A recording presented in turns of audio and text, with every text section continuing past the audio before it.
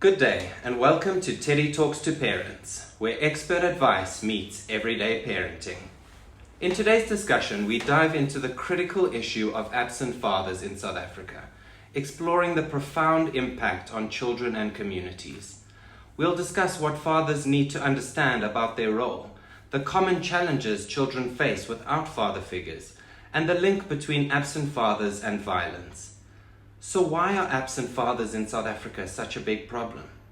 Fortunately, we are joined by Craig Wilkinson, who can help us better understand this problem.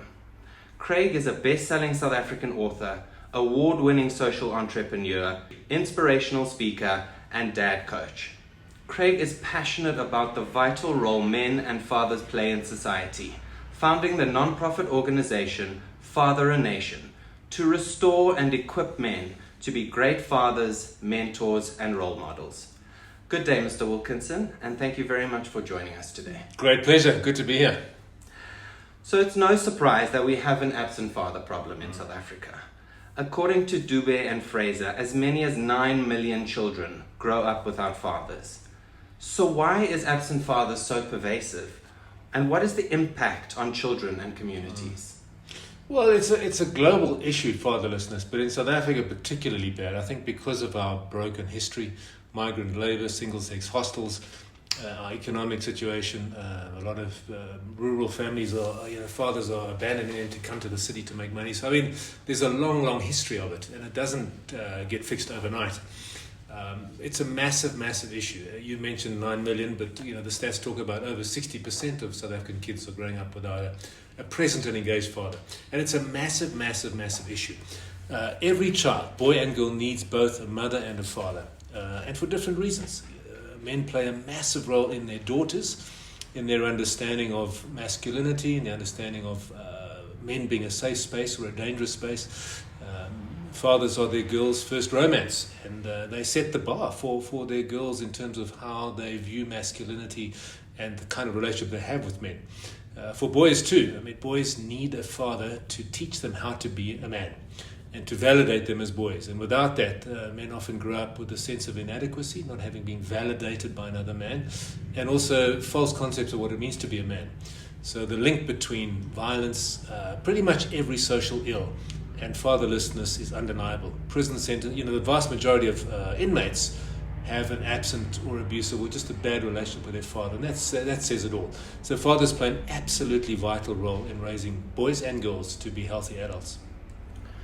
So you've kind of touched on the issues that come around absent fathers, but why is there such a link between violence and absent fathers?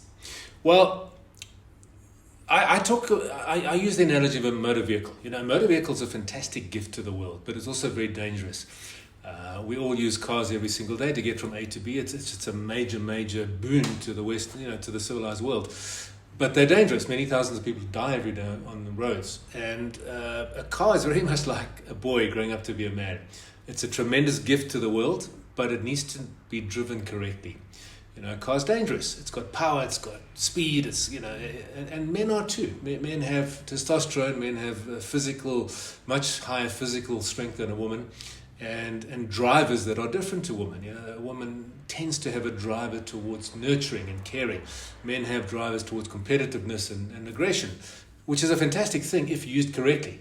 But masculinity, positive masculinity, is imparted by an older man to a younger boy. And to learn how to drive a car, you need someone who knows how to drive a car to teach you. To learn how to drive masculinity, you need someone who's a male, who's driven testosterone and masculinity and knows how to do it properly to teach a young boy. So boys who grow up without proper male role models and proper male discipline and proper male instruction and direction often go awry because firstly they're angry because they haven't been validated. There's a sense of inadequacy. There's a need to prove oneself. There's a need to be dominant, to be powerful. Men want to be powerful, and power is good if used correctly. So men who grow up angry, who grow up abandoned, who grow up unvalidated have something to prove. And then if you combine that with the false messages we have about masculinity in society, sex, power, money, big boys don't cry, these are the narratives. It's a perfect storm.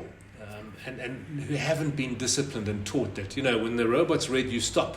When a woman says no, no is no, the rules of the road, it goes wrong. So the link is undeniable.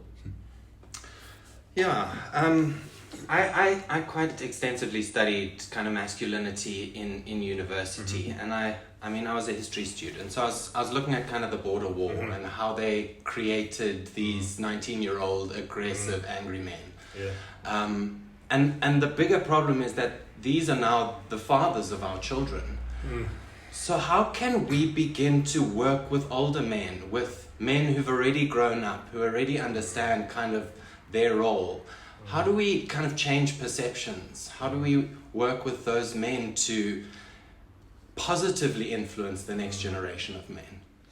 Well, most men want to be good men. But there are a lot of things that work against men being good men. Firstly, we don't talk.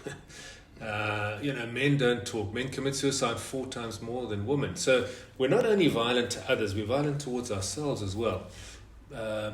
And one of the reasons men will commit suicide is because we don't talk. We're not able to be vulnerable with each other. You meet a man and you want to be powerful and be strong and posture and pose, as opposed to having the freedom to be vulnerable.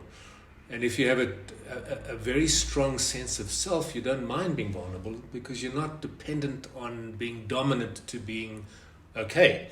You can be who you are and be okay. So getting men to talk and making it okay to be vulnerable, and realizing that men can be men and powerful and strong, and yet at the same time be vulnerable. So that narrative needs to change. We need to talk about authentic masculinity, which is a beautiful gift to the world. The world. I'm busy with a book called Dangerous But Good. So men need to be dangerous, but we need to be dangerous to the danger. If a snake comes into your house, you need to be dangerous to the snake. Never dangerous to a woman, never dangerous to a child, never dangerous to each other as brothers, dangerous to the danger. And so it's crucial that we teach men how to be dangerous, but dangerous in the right way. We need to also be nurturers and caring and loving. So I think that the concept of what it means to be a man needs to I don't like the concept of reinventing masculinity. I think that's nonsense. We need to rediscover it. If you look at our ancestors, you look at the men aboard the Titanic, when it sank, 19% of the women drowned on that ship, 75% of the men. And one of the reasons was men were giving up their places, and, they were protecting women, literally giving their lives away. So that's masculinity, and it's not new. It's always been there. So we just need to get men to talk, make it okay to be vulnerable, and teach positive, healthy masculinity.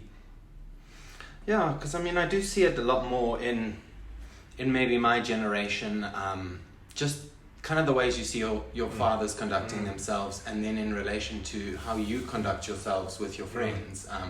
There's definitely kind of, I'm not going to say that our generation is necessarily better, but to a degree we are learning from these mistakes. And then, so the bigger issue we kind of here discussing is fathers, but is it necessary that your kind of biological father is the male role model, or is it fine that you have these kind of subsidiary roles, grandfathers, stepfathers, uncles, etc., performing these sorts of roles? 100%. Ideally, first prize is a biological dad, but often stepfathers are way better than biological fathers. Often a bigger brother, an uncle, a sports coach, a teacher. These are the older men that play phenomenal roles in raising young boys. And that's why in South Africa, although we have such a phenomenal rate of fatherlessness, you have single moms raising amazing men. And one of the major reasons for that is, firstly, the women are incredible, but secondly, there are this wider group of men playing a role. And it doesn't even have to be one person. It can be a whole range of, organizations like Scouts. Obviously they can go wrong because you get distorted individuals in them. But generally, as a principle, fantastic. You've got these older men coaching and training and teaching and modeling masculinity, younger men, sports teams, all of these things. And it doesn't even have to be physical. It can be chess, it can be academics, older men play a massive role in nurturing and coaching younger men. I think to your point earlier, one of the problems in the world is the pendulum swings too much. So the older generation of men, had this kind of stoic strong, that's still a very important part of masculinity. One needs that, but you also need the nurturing, caring, vulnerable. And that's why I say to men, men need to wear two faces. One is the warrior face, where you take it on the chin, you step up, you take responsibility, shit happens, but you still do what you need to do. But that's only half of masculinity. The other half is the ability to be caring, vulnerable, nurturing, loving, which I think your generation of men has more of. But the problem is if you lose one and just have the other, you get a bunch of coddled, soft men, which is also a problem.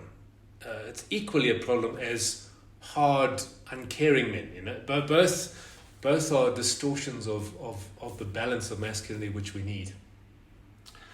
So you touched briefly on kind of mothers in this whole equation. I mean, we do have issues with certain moms, obviously, but for the most part, we're actually very blessed to have incredible mothers in this country. Yes, we are. So how can we support mothers in raising kind of families without a male role model?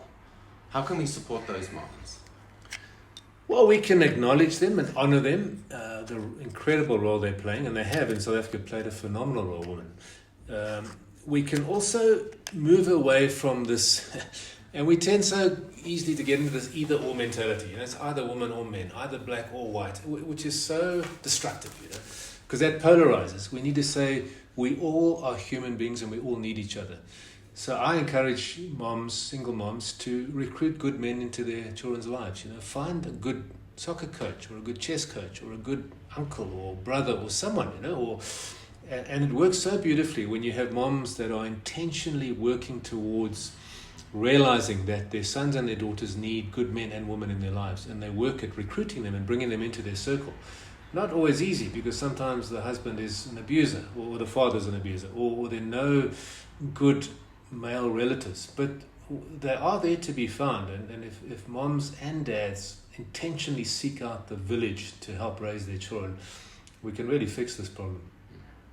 No, absolutely. And one of the questions, which I didn't originally write down, but it applies to your previous answer, is around kind of sexuality. So if you had two moms or if you had two dads, it's there is that kind of distinction. So how then can you aid kind of homosexual couples to raise children? I mean, they have the kind of, maybe not the nuclear family in the traditional sense, but they have two solid parents who both love them unconditionally. So how can you aid parents like that? Again, it's the village.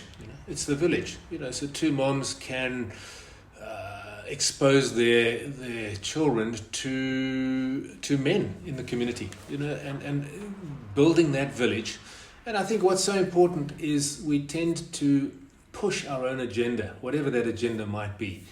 But to create a balanced village of people around your kids and expose them to that gives them the best chance to grow up as balanced whole children. Yeah, no, absolutely. So, I mean, you work for an incredible organization, Father and Nation. But what other sort of support structures are out there to help fathers, to guide fathers when they need that advice and that guidance? What is out there for them? Look, I think there are lots of organizations springing up. You've got more and more organizations that are looking at fatherhood. You've got the Fatherhood Foundation, you've got Fathers in Africa, many, many of those. But for me, the greatest resource is other men. If men just start talking, there are great dads out there. So what a father can do is reach out and find a great dad and chat to him, and share. One of the problems with men is we don't ask directions. But if we start asking directions and start being intentional about becoming a better man, we all need mentors, and we all need to mentor others. So if you just get intentional about finding a mentor, they're out there, and asking. It could be your grandfather. It could be, I think we discredit a lot of older men who've had an immense amount of experience. We live in a very society that almost writes off old people, and yet they carry so much wisdom and they've been through so much. So the mentors are out there. It's just a matter of intentionally seeking them out. Yeah, no, absolutely. And you are right. We're not good to our older people in society. And as much as, maybe times have changed, I don't think parenting has much. The principles are the same. What do we need as here? We need love. We need community. We need a sense of belonging. We need validation. These things have never changed and never will. We need discipline. I think a lot of parents make the big mistake of being their kids' friends as opposed to their kids' parents. You're a parent before a friend, which means you need to put boundaries in place. And be unpopular sometimes. But you're right. The principles haven't changed. And then how can fathers kind of interrogate their own baggage? How can you kind of look internally and, this is what I struggle with, this is maybe what my father struggled with, and how can I start to work through that so I don't put that same baggage on my children? That's a fantastic and such an important question, because none of us grew up perfectly. And, every one of us reaches adulthood with baggage. You have, I have, we all have, it's universal. And what's more important than the wounds and the hurt and the baggage you have is what you do with it. So every man and every woman needs to be intentional about looking in the mirror, seeing where they're screwing up, seeing where their wounds are, getting feedback around that, and intentionally, through a process of self-awareness and personal development, work on that. It's crucial for every human being. My biggest inspiration as a man has been my children, realizing how much they need me, and they don't need me to just be there. They need me to be okay. And so fatherhood and motherhood is a parallel journey of becoming the man that you need your son to, or want your son to becoming the man you want your daughter to marry. And that's a journey, and we all need to go on that intentional journey. I tell you what, if every man did that, the world would be a far better place. I agree. If every man said, look, I'm an angry person and I'm not supposed to be angry, how do I fix that? Well, I'm drinking too much. That's a sign of something seriously wrong. Or whatever issues I have, let me confront them and deal with them. And if every human being was on that trajectory, humbly saying, I need to grow, man, what a different place this world would be. Yeah, no, absolutely. Unfortunately, that is all the time we have for today. I think that's a wonderful kind of point to end off on. Thank you so much for joining us. I really do appreciate it. It's a great pleasure. And I do think fathers out there will really appreciate your guidance and support. Find us next week for more helpful tips and suggestions from your trusted experts. Teddy Talks to Parents is proudly produced by the Teddy Bear Foundation, where children go on their journey to healing. Thank you, and see you next week.